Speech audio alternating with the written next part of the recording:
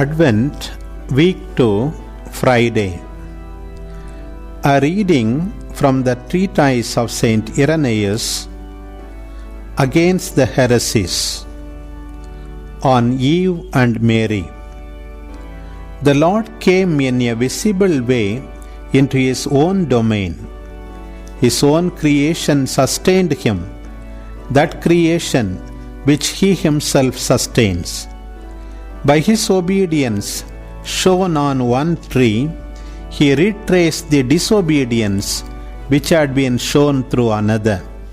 The harmful seduction of Eve, a virgin shortly to be married, was remedied by the saving truth which the angel announced to Mary, who was also a betrothed virgin. Just as Eve, seduced by an angel's message, turned away from God in betraying His word, so Mary, welcoming an angel's message, bore God within her in obeying His word.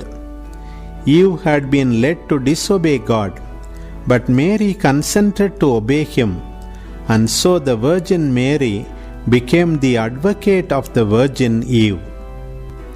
Recapitulating all things in Himself, He recapitulated our war against the enemy. He challenged and defeated the one who at the beginning in Adam had made us captive. He crushed his head in accordance with God's word to the serpent in Genesis.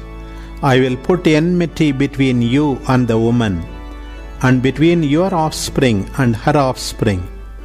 He shall watch for your head, and you shall watch for his heel.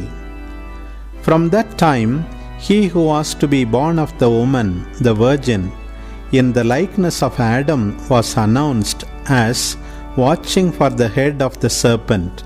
This is the offspring which the apostle spoke of in his epistle to the Galatians. The law, with its works, was established until the offspring should come to whom the promise was made. He is still more explicit when he says in the same epistle, "When the appointed time came, God sent His Son, born of a woman." It was through a woman that the enemy gained control over man from the beginning, when he established himself as man's adversary. And so he would not have been defeated in full justice if his conqueror had not been a man born of a woman. That is why the Lord declares Himself Son of Man, restoring in Himself that first man from whom derived the race born of woman. As it was through a man's defeat that our race went down to death, so too through a man's victory we rise up to life.